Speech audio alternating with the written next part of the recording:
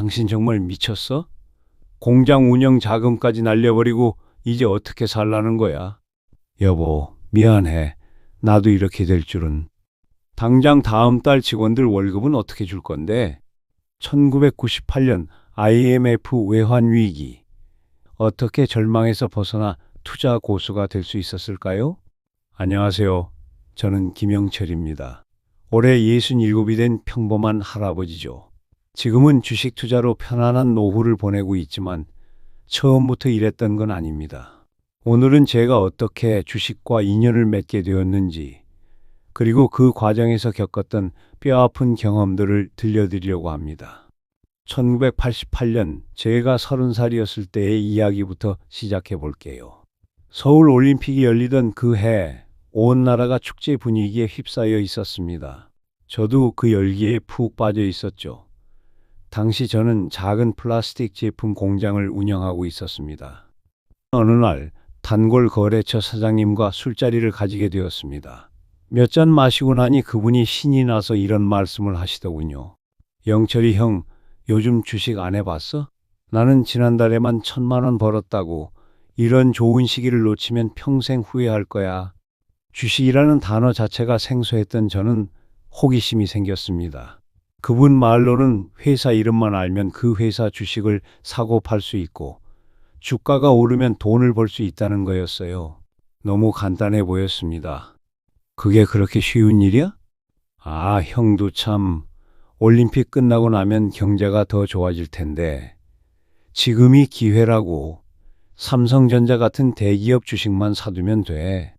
집에 돌아와서 아내에게 그 이야기를 했더니 처음에는 말리더군요. 여보, 우리 같은 사람이 그런 걸 하면 안 되는 거 아니야? 공장 일도 바쁜데. 하지만 저는 이미 마음이 기울어져 있었습니다. 공장 운영으로 모은 돈이 3천만 원 정도 있었는데 그중 500만 원 정도는 투자해 볼 만하다고 생각했어요. 아내를 설득해서 결국 증권회사에 계좌를 열었습니다. 처음 증권회사에 갔을 때의 그 떨림을 지금도 기억합니다. 정장 입은 직원이 친절하게 설명해 주더군요.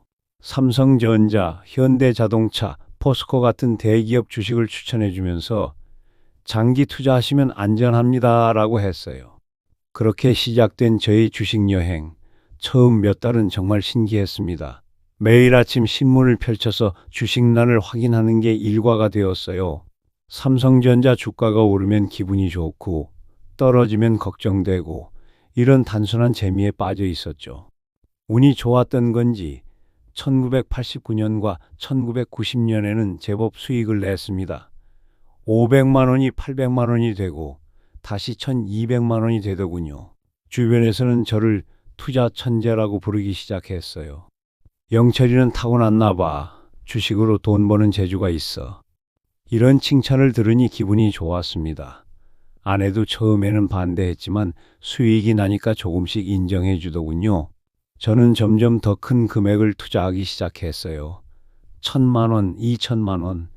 공장에서 번 돈을 계속 주식에 넣었습니다. 1991년부터 1996년까지는 정말 좋은 시절이었어요. 주식 시장이 전반적으로 상승세를 보였고 저도 그 흐름을 타고 수익을 냈습니다. 이때쯤 되니까 저는 완전히 자신감에 차 있었죠. 주식이 뭐 대수야? 좋은 회사 주식 사서 기다리기만 하면 되는 거 아니야? 이런 생각으로 투자 금액을 더욱 늘렸습니다. 공장 운영 자금까지 건드리기 시작했어요. 당시 제가 가진 전 재산의 거의 80%를 주식에 투자하고 있었습니다. 지금 생각해보면 정말 무모한 일이었죠. 1997년 상반기까지만 해도 모든 게 순조로웠습니다. 주식 계좌의 평가 금액이 거의 1억 원에 가까워지고 있었어요. 39살의 나이에 억대 자산가가 될 수 있다는 생각에 들떠 있었습니다. 그런데 1997년 하반기부터 뭔가 이상한 신호들이 보이기 시작했어요. 태국에서 외환 위기가 시작되었다는 뉴스가 나오고 한보철강이 부도가 났다는 소식도 들렸습니다. 하지만 저는 한국은 괜찮을 거야 라고 생각했어요. 11월 어느 날 평소처럼 증권회사에 전화를 걸어 제 계좌 상황을 확인했습니다. 고객님, 현재 평가 손실이 2천만 원 정도 발생했습니다. 순간 귀를 의심했어요. 며칠 전까지만 해도 수익 상태였는데 갑자기 2천만 원 손실이라니. 하지만 이건 시작에 불과했습니다. 12월에는 IMF 구제 금융 신청이라는 청천벽력 같은 소식이 들려왔어요. 주식시장은 말 그대로 폭락했습니다. 매일매일 주가가 떨어지는 걸 보면서 저는 공황 상태에 빠졌죠. 이것만 넘기면 다시 오를 거야. 이런 희망적인 생각으로 버텼지만 상황은 더욱 악화되었습니다. 1998년 초까지 계속된 폭락으로 제가 가진 주식의 가치는 처음 투자 금액의 30%도 안 되는 수준까지 떨어졌어요. 가장 충격적이었던 건 아내의 반응이었습니다. 그동안 조용히 지켜보던 아내가 처음으로 화를 냈어요. 당신 정말 미쳤어요? 공장 운영 자금까지 날려버리고 이제 어떻게 살라는 거예요? 맞는 말이었습니다. 직원들 월급도 제때 주기 어려운 상황이 되었고 은행 대출 이자도 밀리기 시작했어요. 제가 그토록 자신이 있어 했던 투자 실력은 한순간에 무너져 내렸습니다. 그때서야 깨달았어요. 제가 지난 몇 년간 투자 천재라고 생각했던 건 단순히 운이 좋았을 뿐이라는 것을. 주식시장이 전반적으로 상승하는 시기에 아무 주식이나 사도 돈을 벌 수 있었던 거였죠. 어느 날 밤 계좌 잔고를 확인하면서 눈물이 났습니다.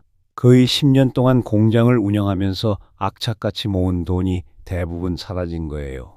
더 큰 문제는 이 상황을 어떻게 수습해야 할지 막막하다는 것이었습니다. 그런 절망적인 상황에서도 포기할 수 없었던 이유가 있었어요. 제가 벌인 일이니까 제가 책임져야 한다는 생각이 들었거든요. 그리고 어디선가 들었던 말이 머릿속에 맴돌았습니다. 주식 투자는 벙어리 3년, 귀머거리 3년, 장님 3년이다. 처음에는 무슨 뜻인지 몰랐는데 이제 조금 알 것 같았어요. 진정한 투자를 배우려면 최소한 9년은 걸린다는 뜻이겠죠. 저는 겨우 10년 해봤을 뿐인데 투자 천재라고 착각했던 거예요. 1998년 새해를 맞으면서 다짐했습니다. 이번에는 정말 제대로 공부해서 투자를 해보자고. 물론 당장은 투자할 돈도 없었지만 언젠가는 이 실패를 만회하겠다는 마음으로 공부를 시작하기로 했어요. 아내는 여전히 반대했지만 저는 포기할 수 없었습니다.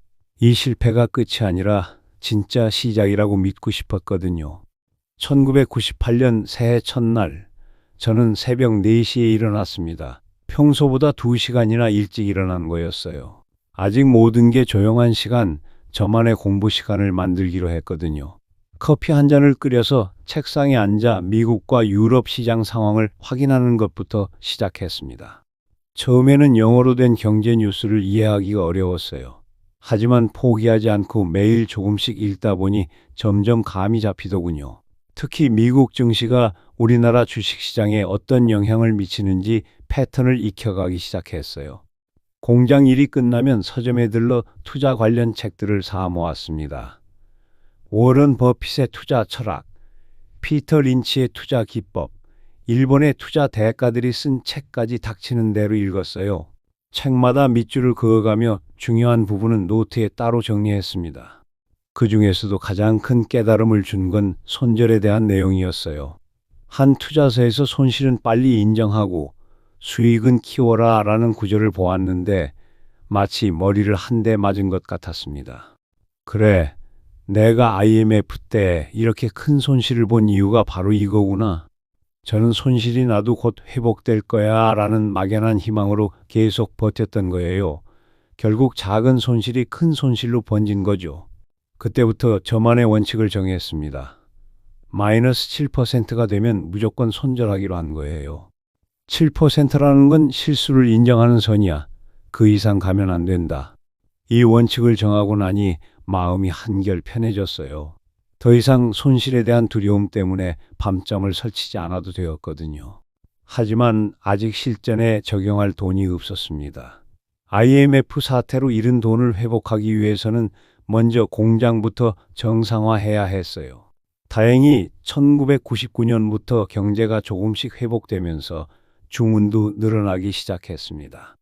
2000년이 되어서야 겨우 투자할 여유 자금이 생겼어요. 이번에는 신중했습니다.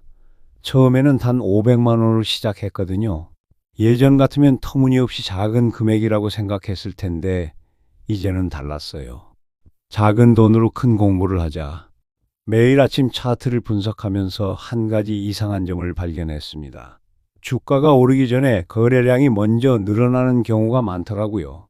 처음에는 우연인 줄 알았는데 계속 관찰해 보니 일정한 패턴이 있었어요. 어느 날 밤 수백 개의 차트를 분석하다가 문득 깨달았습니다. 거래량은 주가의 그림자구나. 주가가 움직이려면 누군가 사고 누군가 팔아야 하는데 그 과정에서 거래량이 먼저 반영된다는 걸 알게 된 거예요.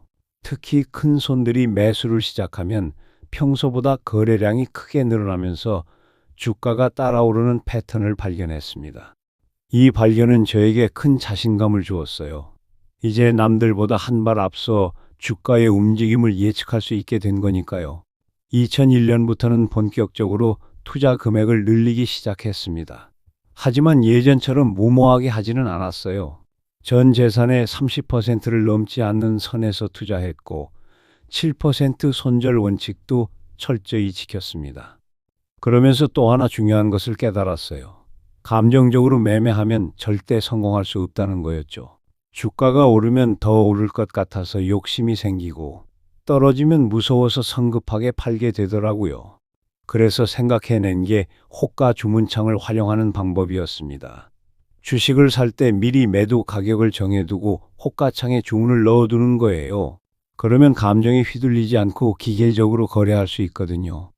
오늘 이 주식을 100원에 사면 107원에 매도 주문을 넣어두자. 그리고 93원에 손절 주문도 넣어두고 이런 식으로 매매하니까 훨씬 안정적이었어요. 주가가 오르락내리락 해도 미리 정해둔 계획대로 거래되니까 스트레스도 줄어들었고요. 2003년쯤부터는 제법 안정적으로 수익을 내기 시작했습니다. 연간 수익률이 20% 정도 나왔어요. 예전에 한 번에 몇백 퍼센트 수익을 꿈꾸던 때와는 달리 이제는 꾸준히 조금씩 늘려가는 재미를 알게 되었습니다. 아내도 이때부터 조금씩 인정해주기 시작했어요. 여보가 이제 정말 달라졌네.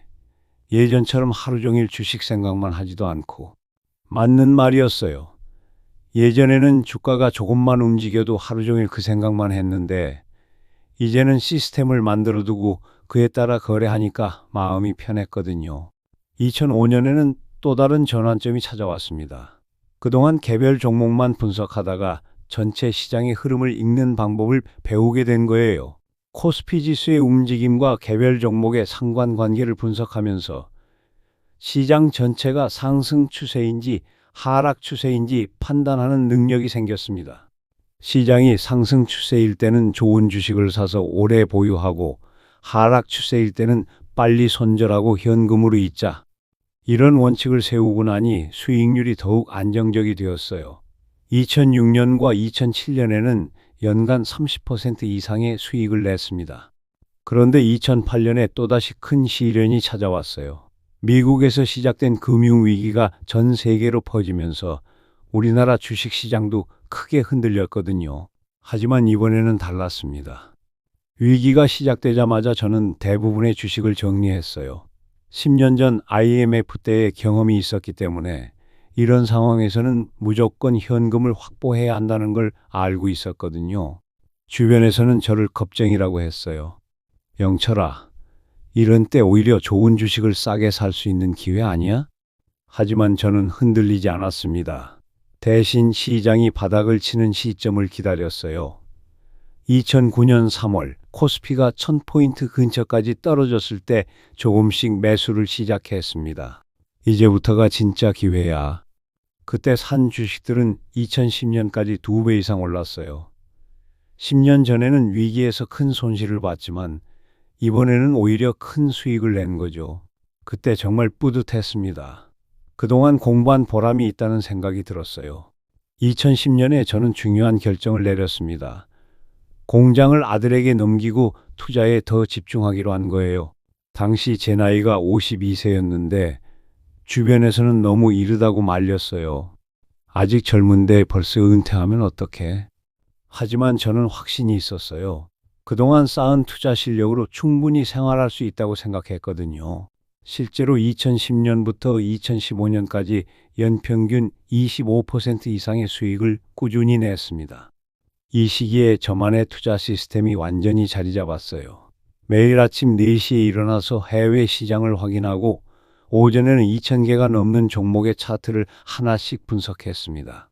처음에는 힘들었지만 익숙해지니까 2에서 3시간이면 끝낼 수 있었어요. 차트를 보면서 저만의 기준으로 점수를 매겼습니다. 거래량, 주가 움직임, 시장 전체와의 상관관계 등을 종합해서 100점 만점으로 평가하는 거예요. 90점 이상 나오는 종목들만 골라서 투자했습니다. 또한 추세 추종 매매라는 방법을 완전히 체화했어요. 주가가 상승 추세에 있을 때만 매수하고 추세가 꺾이는 순간 바로 매도하는 거죠. 이렇게 하면 큰 수익은 못 내더라도 큰 손실도 보지 않아요. 수익은 크지 않아도 괜찮아. 손실만 줄이면 장기적으로는 반드시 이긴다. 이런 마음가짐으로 투자했더니 정말 안정적이었어요. 물론 가끔 아쉬울 때도 있었죠. 제가 판 주식이 더 많이 오를 때도 있었거든요. 하지만 그런 욕심을 내다가 큰 손실을 본 경험이 있어서 정해진 원칙을 철저히 지켰습니다. 2015년쯤부터는 가족들도 완전히 인정해주기 시작했어요. 아내는 이제 제가 매일 새벽에 일어나는 것도 당연하게 여겼고, 아이들도 아빠는 투자 전문가라고 자랑스러워했습니다. 하지만 저는 여전히 겸손했어요. 시장은 언제든지 예상치 못한 변화를 보일 수 있다는 걸 알고 있었거든요. 그래서 더욱 열심히 공부했고 새로운 투자 기법들도 계속 배워나갔습니다. 2018년에는 인공지능과 빅데이터를 활용한 투자에 대해서도 공부했어요. 60세가 된 나이에 컴퓨터 프로그래밍까지 배우는 건 쉽지 않았지만 시대에 뒤처지고 싶지 않았거든요. 투자의 세계에서는 계속 배우지 않으면 도태된다. 이런 마음을 끊임없이 노력했습니다. 그 결과 2019년에는 그해 최고 수익률을 기록했어요. 시장이 좋지 않았는데도 35% 수익을 냈거든요. 2020년 초 코로나19가 시작되었을 때도 저는 당황하지 않았습니다. 그동안 여러 번의 위기를 겪어봤기 때문에 이런 상황에서 어떻게 대응해야 하는지 알고 있었어요. 초기에는 대부분의 포지션을 정리하고 현금을 확보했습니다. 그리고 시장이 바닥을 칠 때까지 기다렸다가 3월 말부터 조금씩 매수를 시작했어요. 특히 코로나19로 인해 비대면 서비스가 각광받을 거라는 판단으로 관련 주식들에 집중 투자했습니다. IT, 게임, 배달 관련 주식들이 큰 폭으로 올랐고 저도 그 수혜를 받을 수 있었어요. 2020년 한 해 동안 저는 50% 이상의 수익을 냈습니다. 60대 초반에 인생 최고의 투자 성과를 낸 거죠. 하지만 그보다 더 뿌듯했던 건 37년간 쌓아온 투자 실력이 진짜 위기 상황에서도 통했다는 점이었어요. 이제 저는 진정한 투자 전문가가 되었다고 자신 있게 말할 수 있었습니다. 더 이상 운에 의존하지 않고 체계적인 분석과 철저한 원칙으로 시장을 상대할 수 있게 된 거니까요. 하지만 성공이 계속되면서 새로운 고민이 생기기 시작했습니다. 혼자만 잘 살면 되는 걸까 하는 의문이 들었어요. 그동안 제가 배운 소중한 경험들을 다른 사람들과 나누고 싶다는 생각이 점점 커져갔습니다. 2020년 말 저는 그의 투자 성과를 정리하면서 묘한 감정에 휩싸였습니다. 계좌에 찍힌 수익률을 보니 50%가 넘었어요. 37년 투자 인생에서 가장 좋은 성과였죠. 하지만 기쁨보다는 허전함이 더 컸습니다. 이제 뭘 더 해야 하지? 혼자 책상에 앉아 그동안의 여정을 돌아보니 문득 이런 생각이 들었어요. 제가 이렇게 성공할 수 있었던 건 수많은 실패와 시행착오가 있었기 때문이었는데 다른 사람들은 굳이 저와 같은 고생을 할 필요가 있을까 하는 거였죠. 그 무렵 아들이 이런 말을 했어요. 아버지, 요즘 젊은 사람들 사이에서 주식 투자가 엄청 인기래요. 그런데 제대로 배우지도 않고 무작정 하다가 큰 손해보는 사람들이 많다고 하던데 그 말을 듣고 마음이 무거워졌습니다. 30년 전에 제 모습이 떠올랐거든요. 아무것도 모르면서 쉽게 돈 벌 수 있다는 말만 믿고 시작했던 그때 말이에요. 2021년 새해를 맞으면서 저는 새로운 결심을 했습니다. 제가 37년간 배운 노하우를 다른 사람들과 나누어 보자는 거였어요. 물론 처음에는 어떻게 해야 할지 막막했습니다. 63세의 나이에 갑자기 무슨 강의를 할 수도 없는 노릇이고요. 그러던 중 손자가 놀러와서 이런 말을 했어요. 할아버지, 요즘은 유튜브로 뭐든지 배울 수 있어요.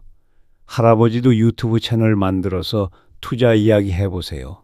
유튜브라는 건 알고 있었지만 제가 직접 할 거라고는 생각해 본 적이 없었어요. 하지만 손자의 제안을 듣고 보니 나쁘지 않다는 생각이 들었습니다.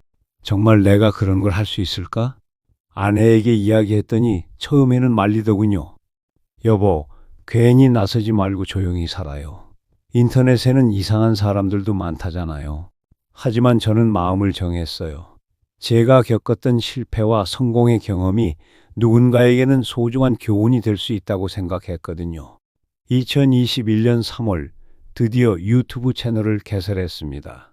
채널 이름은 67세 할아버지의 주식 이야기로 정했어요. 처음에는 카메라 앞에서 말하는 것도 어색했고 영상 편집하는 것도 어려웠습니다. 손자의 도움을 받아가며 하나하나 배워나갔어요.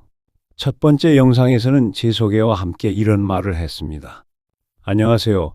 저는 37년간 주식 투자를 해온 김영철이라고 합니다. 저는 여러분께 돈 버는 방법을 가르쳐 드리려는 게 아니에요. 대신 제가 겪었던 실패와 그로부터 배운 교훈들을 나누고 싶습니다. 처음 며칠 동안은 조회수가 겨우 몇십 회에 불과했어요. 하지만 포기하지 않고 꾸준히 영상을 올렸습니다. 매주 3개씩 영상을 만들면서 제가 사용하는 분석 방법, 손절 원칙, 거래량 분석법 등을 자세히 설명했어요. 특히 많은 관심을 받은 건 개미 투자자도 세력을 이길 수 있다는 제목의 영상이었습니다. 그 영상에서 저는 이렇게 말했어요. 세력이 아무리 크다고 해도 결국은 주식을 사고 팔 때 흔적을 남길 수밖에 없어요. 거래량과 차트를 제대로 분석하면 그들의 움직임을 읽을 수 있습니다. 이 영상이 큰 반향을 일으켰어요. 댓글로 수많은 질문과 감사 인사가 달렸습니다. 그 중에서 가장 기억에 남는 댓글이 있었어요. 할아버지, 저는 대학생인데 용돈으로 주식 투자를 시작했다가 큰 손해를 봤어요. 그런데 할아버지 영상을 보고 제가 얼마나 무모했는지 깨달았습니다. 이제부터 제대로 공부하겠습니다. 이런 댓글을 볼 때마다 뿌듯했어요. 제가 30년 전에 겪었던 시행착오를 다른 사람들은 미리 방지할 수 있다면 그것만으로도 의미 있는 일이라고 생각했거든요. 2021년 하반기부터는 구독자가 급격히 늘어나기 시작했습니다. 처음에는 수백 명에 불과했는데 어느새 10,000명, 50,000명을 넘어서더군요. 그러면서 더 많은 사람들이 저에게 질문을 해왔어요. 할아버지, 지금 이 주식 사도 될까요? 요즘 시장이 불안한데 어떻게 해야 하나요? 이런 질문들을 받으면서 저는 항상 같은 답변을 했어요. 저는 여러분께 어떤 주식을 사라고 추천드릴 수 없어요. 대신 스스로 판단할 수 있는 방법을 알려드리고 싶습니다. 개별 종목 추천을 요청하는 댓글이 많았지만 저는 절대 그런 식으로 답변하지 않았어요.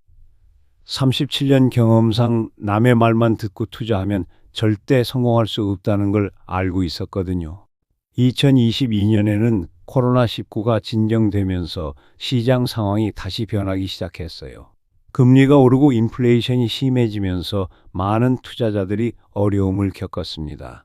이때 제 영상들이 더욱 주목받기 시작했어요. 위기 상황에서 살아남는 투자법이라는 시리즈를 만들어서 1997년 IMF, 2008년 금융위기, 2020년 코로나19 등 제가 겪었던 위기들과 그때 어떻게 대응했는지 자세히 설명했습니다. 특히 많은 반응을 얻은 건 마이너스 7% 손절 원칙에 대한 영상이었어요. 댓글로 이런 이야기들이 올라왔습니다. 할아버지 말씀대로 7% 손절 원칙을 지켰더니 큰 손실을 막을 수 있었어요. 처음에는 7%가 너무 짧다고 생각했는데 지켜보니 정말 중요한 원칙이더라고요. 이런 피드백을 받을 때마다 저는 정말 뿌듯했습니다. 제가 뼈저리게 배운 교훈들이 다른 사람들에게 실제로 도움이 되고 있다는 걸 확인할 수 있었거든요. 2023년에는 구독자가 50만 명을 넘어섰어요. 65세의 나이에 이렇게 많은 사람들이 제 이야기를 듣는다는 게 신기했습니다. 어느 날 길을 걸어가는데 젊은 사람이 저를 알아보고 인사를 하더군요. 할아버지, 유튜브에서 배웠어요. 덕분에 투자 공부 많이 하고 있습니다. 그때 정말 실감이 났어요. 제가 하는 일이 단순히 개인적인 경험 공유를 넘어서서 사회적인 의미가 있다는 걸 말이에요. 하지만 인기가 높아지면서 부담도 커졌습니다. 더 정확한 정보를 전달해야 한다는 책임감 때문에 영상 하나를 만들 때도 몇 번씩 검토하게 되었어요. 그리고 간혹 제 말을 잘못 이해해서 손해를 봤다며 원망하는 댓글도 있었습니다. 그럴 때마다 저는 더욱 신중해졌어요. 영상 서두에서 항상 이런 말을 했거든요. 제가 말씀드리는 건 개인적인 경험과 의견일 뿐입니다. 투자는 반드시 본인의 판단과 책임 하에 하시기 바랍니다. 2024년에는 저에게 큰 변화가 찾아왔습니다. 한 출판사에서 책을 써달라는 제안이 온 거예요. 처음에는 제가 무슨 책을 써요? 라고 사양했지만 편집자분이 이렇게 말씀하시더군요. 할아버지의 37년 투자 여정 자체가 하나의 소중한 이야기입니다. 많은 사람들이 그 이야기를 통해 위로와 용기를 얻을 거예요. 결국 6개월에 걸쳐 책을 썼습니다. 제목은 67세 할아버지가 37년간 주식으로 배운 것들로 정했어요. 1988년 첫 투자부터 현재까지의 모든 과정을 솔직하게 담았습니다. 책이 출간되자 예상보다 큰 반향이 있었어요. 서점 경제 경영서 베스트셀러에 오르기도 했고 여러 매체에서 인터뷰 요청도 들어왔습니다. 하지만 저는 여전히 겸손했어요. 제가 특별한 사람이 아니라 그저 오랫동안 꾸준히 해온 평범한 사람이라는 걸 잊지 않으려 했거든요. 2025년 현재 저는 매일 새벽 4시에 일어나서 시장 분석을 하고 주 3회씩 유튜브 영상을 올리고 있습니다. 67세의 나이에도 여전히 새로운 것들을 배우고 있어요. 최근에는 인공지능을 활용한 투자 분석법에 대해서도 공부하고 있거든요. 가끔 사람들이 묻습니다. 할아버지, 이제 충분히 성공하셨는데 왜 계속 이런 일을 하세요? 그럴 때마다 저는 이렇게 답변해요. 진정한 성공이란 혼자만 잘 사는 게 아니라 다른 사람들과 함께 성장하는 거라고 생각해요. 37년 전 30세의 김영철이 처음 주식 투자를 시작할 때는 단순히 돈을 벌고 싶어서였습니다. 하지만 지금 67세의 김영철이 하는 일은 돈과는 다른 의미를 가지고 있어요. 제가 겪었던 실패와 좌절이 다른 사람들에게는 소중한 교훈이 되고 제가 찾아낸 성공의 비결이 많은 사람들에게 희망이 될 수 있다면 그것보다 더 값진 성공이 어디 있겠습니까? 요즘 제가 가장 보람을 느끼는 순간은 댓글로 이런 이야기를 들을 때예요. 할아버지 덕분에 올바른 투자 습관을 기를 수 있었어요. 할아버지의 진솔한 이야기 덕분에 포기하지 않고 계속 공부하게 되었어요. 이런 메시지들을 받을 때마다 깨닫습니다. 나이는 정말 숫자에 불과하다는 것을, 그리고 인생의 진정한 성공은 개인의 성취를 넘어서 다른 사람들과 나누는 데 있다는 것을 말이에요. 앞으로도 저는 계속해서 제 경험과 지식을 나누어 갈 계획입니다.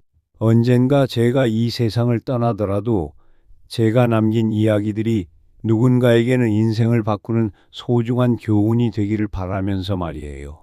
오늘의 이야기는 여기까지입니다. 끝까지 시청해주신 여러분들께 진심으로 감사드립니다. 앞으로도 저희 채널은 기막힌 사연과 알찬 금융 정보로 여러분을 찾아뵙겠습니다. 구독과 좋아요로 응원 부탁드립니다.